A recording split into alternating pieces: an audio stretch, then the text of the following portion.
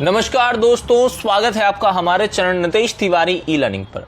तो आज मैं इस वीडियो में क्लास 12 पॉलिटिकल साइंस का जो आपका पहला बुक है जिसका नाम है समकालीन विश्व राजनीति, चैप्टर नंबर 1 इसका है दो ध्रुवीयता का अंत, आज इस पर चर्चा करने वाला हूं। तो सबसे पहले हम ये जान लेते हैं कि इस पूरे चैप्टर में हम कौन कौन से टॉपिक को पढ़ने वाले हैं। सोवियत संघ के विघटन को हम पढ़ेंगे, एक ध्रुव विश्व को हम समझेंगे, मध्य एशिया में जो विवाद हुआ वह टॉपिक आ रहा है इसमें, जिसमें अफगानिस्तान, खाड़ी युद्ध, लोकतांत्रिक राजनीति और लोकतांत्रिकरण और 21वीं शताब्दी और कॉमनवेल्थ ऑफ इंडिपेंडेंट स्टेट जिसको हम CIS बोलते हैं, और अरब क्रांति के बारे में इस पूरे टॉपिक में हम पढ़ने वाले हैं, पूरे चैप्टर में पढ़ने वाले हैं। सबसे पहले मैं आपको बता दूं कि हमें दो टॉपिक बहुत समझने ज़रूरी हैं, जिसमें आपका प्रथम विश्व युद्ध और द्वितीय विश्व युद्ध को जानना बहुत ज़रूरी है। तो सबसे पहले मैं आपको क्लियर कर दूं कि जो प्रथम विश्व युद्ध है वह 1914 से शुरू होता है और 1918 में ख़त्म हो जाता है।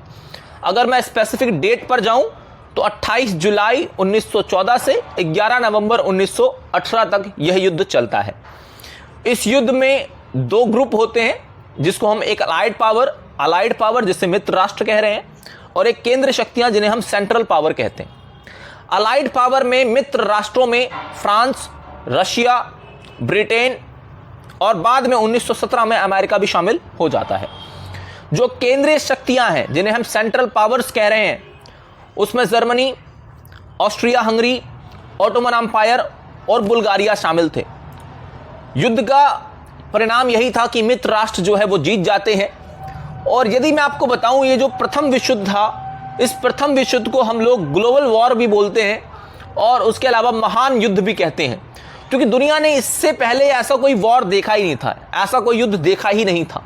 तो दुनिया के लिए एक अचंभा था, इसीलिए इसको महान युद्ध कहा गया, ग्लोबल वॉर बोला गया, और ऐसा कोई वॉर अभी तक हुआ नहीं था। लेकिन दूसरा जब वॉर हो जाता है 1945 तक, लगभग आपका 1 सितंबर 1939 से 2 सितंबर 1945 तक दूसरा विश्व युद्ध जब चलता है, तो दुनिया को समझ आ जाता है कि प्रथम विश्व युद्ध से भी ज़्यादा घातक, ज़्यादा खतरनाक आपका दूसरा विश्व युद्ध था। तो अब हम जानेंगे कि दूसरे विश्व युद्ध को में कौन कौन से ग्रुप थे। दूसरे विश्व युद्ध में भी सेम दो ग्रुप थे, एक आपका मित्र राष्ट्र और एक दूरी राष्ट्र। मित्र राष्ट्र में वही देश आपके जो अमेरिका था, सोवियत संघ था, ब्रिटेन, फ्रांस, ठीक है, ये 4 देश मेन माने गए। उसके अलावा पीछे से सपोर्ट चाइना भी कर रहा था मित्र राष्ट्रों को ही। इसी के साथ हम लोग बात किया करते हैं कि धुरी राष्ट्र में कौन थे। धुरी राष्ट्र में केवल 3 देश थे, जर्मनी, जापान और इटली। तो जर्मनी, जापान और इटली आपके हार जाते हैं और मित्र राष्ट्र फिर से जीत जाते हैं, मतलब दोनों ही विश्व युद्धों में मित्र राष्ट्रों की ही विजय होती है। एक चीज बताना बहुत जरूरी है कि दूसरे विश्व युद्ध के बाद ही एक समय पीरियड शुरू होता है, जिसे हम जानते हैं 1945 से लेकर 1991 का समय, जो समय होता है शीत युद्ध का। अब शीत युद्ध क्या था, इसको समझना बहुत जरूरी है। देखिए, दूसरे विश्व युद्ध में 2 देश जो एक साथ थे, अमेरिका और सोवियत संघ, दोनों मित्र थे, दोस्त थे, लेकिन दोनों ही दुनिया में पावरफुल भी थे। अमेरिका अगर पहले पे था तो सोवियत संघ दूसरे पे था। अब दोनों में ये होड़ मच गई इस बात को लेकर के दुनिया में मैं ज़्यादा मजबूत हूँ, मैं ज़्यादा स्ट्रांग हूँ, मुझसे आगे कोई नहीं है। अमेरिका को भी सेम यही था, प्रूफ करना था। सोवियत संघ को भी यही प्रूफ करना था कि मैं ज़्यादा पावरफुल हूँ। दोनों के बीच में संघर्ष शुरू होता है। उसी संघर्ष का नाम हम लोग रखते हैं शीत युद्ध, जो 1945 से लेकर 1991 तक रहता है। लेकिन 25 दिसंबर 1991 को जब सोवियत संघ का विघटन हो जाता है, इसी के साथ दुनिया को समझ आ जाता है कि भाई एकमात्र महाशक्ति अमेरिका ही बची है। तो 25 दिसंबर 1991 को सोवियत संघ का विघटन हो गया। तो क्या ये जो एक पूरा सिनेरियो है सोवियत संघ का विघटन का, क्या ये इतना आसान रहा कि शुरुआत लड़ाई हुई 45 से 91 में खत्म हो गया? क्या बीच में कोई और घटनाक्रम नहीं है? बिल्कुल है। बीच में बहुत सारे पड़ाव आते हैं, जिसमें हम देखते हैं कि दोनों ही देशों के बीच में एक विचारात्मक जो संघर्ष है समाजवाद और पूंजीवाद का, तो समाजवाद और पूंजीवाद का जो संघर्ष है वह शुरू हो जाता है। और दोनों में से कौन ज़्यादा अच्छा है, जैसे पूंजीवाद और समाजवाद। बाद में पूंजीवाद आपका बहुत ज़्यादा प्रसार हुआ और समाजवाद लगभग खत्म हो चुका है। इसमें एक चीज और समझना बहुत जरूरी है कि 2-3 क्वेश्चन 1 नंबर वाले आते हैं। एक क्वेश्चन तो यही आता है कि सोवियत संघ का विघटन कब हुआ। सोवियत संघ का विघटन 25 दिसंबर 1991 में हुआ। बर्लिन की दीवार किस चीज का प्रतीक है? तो बर्लिन की दीवार जो है वह शीत युद्ध का प्रतीक है। बर्लिन की दीवार किस चीज का प्रतीक है? शीत युद्ध का प्रतीक है। इसके अलावा आपको बताना है कि बर्लिन की दीवार कब खड़ी हुई? 1961 में खड़ी हुई। बर्लिन की दीवार कब गिरी? तो 1989 में 9 नवंबर 1989 को गिरा दी गई। कितने साल खड़ी रही? 28 साल खड़ी रही। किसने बर्लिन की दीवार को गिराया? जर्मनी की आम जनता ने गिराया। यहां से ये बहुत छोटे छोटे क्वेश्चन जब बनते हैं तो आपका पर्सपेक्टिव क्लियर हो जाता है कि भाई हम इस चैप्टर में क्या समझ रहे हैं और क्या क्या आ सकता है। ये सारे 1 नंबर वाले क्वेश्चन थे जो स्टार्टिंग में ही मैं बता दिया करता हूं ताकि बच्चे को क्लियर हो जाए कि भाई क्या टॉपिक क्या आ सकता है और हमें क्या समझना चाहिए। इसी के साथ जब हम बड़े टॉपिक पर जाते हैं, एक बड़े व्यू में जाते हैं, तो हमें यह जानना बहुत जरूरी है कि एक ध्रुव विश्व क्या होता है और बहुध्रुवी विश्व क्या होता है।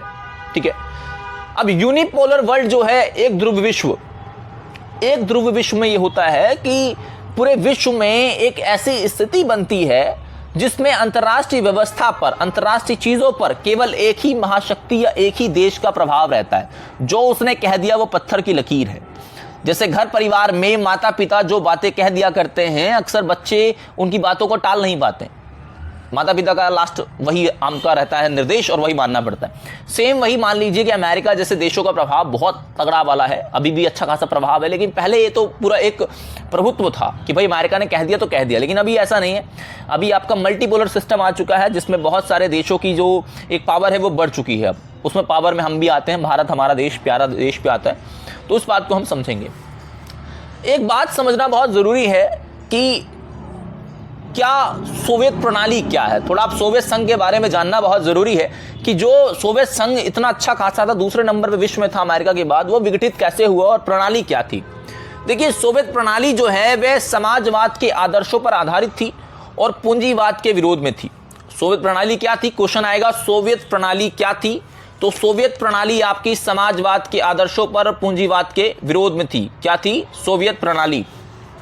इसी के साथ क्वेश्चन आता है कि सोवियत प्रणाली के सकारात्मक और नकारात्मक पक्ष बताइए। देखिए, सोवियत जो प्रणाली थी उसके सकारात्मक पक्ष यही है कि सोवियत संघ में बेरोजगारी नहीं थी, न्यूनतम जीवन स्तर की सुविधा थी, उसके अलावा उपभोक्ता विभाग बहुत उन्नत था और उन्नत संचार प्रणाली थी। ये 4 सोवियत संघ के सबसे ज्यादा मजबूत होने के, उसके प्रभावशाली होने के सकारात्मक पक्ष हैं। विशेषता सकारात्मक है ये। उसके बाद आता है नकारात्मक विशेषता। सोवियत संघ की जो नकारात्मक विशेषता है उसमें सबसे पहले हम जानेंगे कि सोवियत संघ में कम्युनिस्ट पार्टी का वर्चस्व था। मतलब केवल कम्युनिस्ट पार्टी को छोड़ दिया जाए तो कोई और पार्टी थी ही नहीं और कोई और पार्टी हो भी नहीं सकती थी, ऐसा सिस्टम था वहां। नौकरशाही का शिकंजा, मतलब जो सरकारी अधिकारी हैं, अधिकारी वर्ग हैं, उन्होंने समाज में ऐसा प्रभाव जमा रखा था, ऐसा प्रभुत्व जमा रखा था कि भाई आम जनता का जीवन बहुत कठिन हो गया, क्योंकि भ्रष्टाचार भी ये लोग कर रहे थे। तीसरा कारण हम नेगेटिव में जाएं तो सोवियत संघ में अभिव्यक्ति की आज़ादी नहीं थी। लोग अपनी बातों को रख नहीं सकते थे, अपनी बातों को व्यक्त नहीं कर सकते थे। तो भाई जहां आपकी बातों को सुना ही नहीं जाएगा तो वो क्षेत्र तो बिल्कुल ही आप समझ लीजिए कि कभी ना कभी खत्म तो होगी। वैसा हुआ भी। और चौथी नकारात्मक विशेषता ये थी कि वस्तुओं की गुणवत्ता में कमी थी। जहां एक और उपभोक्ता विभाग बहुत उन्नत था जो सकारात्मक में था, वहीं यहां पर उसकी जो गुणवत्ता थी बहुत कम थी। इसी कारणवश सोवियत संघ के कह सकता हूं मैं कि ये नकारात्मक में भी है और सोवियत संघ के विघटन में भी इसकी भूमिका रहती है। इस वीडियो में अभी तक मैंने बहुत छोटे तरीके से आपको, ब्रीफ तरीके से आपको सिर्फ बताने का प्रयास किया कि चैप्टर में क्या क्या आने वाला है और हम कैसे चैप्टर को समझने वाले हैं। आशा करता हूं वीडियो आपको समझ आई होगी। तो इसी के साथ दोस्तों, चैनल को अगर सब्सक्राइब नहीं किया, सब्सक्राइब कर लो, बेल आइकन को दबा दो ताकि आप तक मेरी सारी वीडियोस आ सकें। Okay, thank you very much. जय हिंद, जय भारत।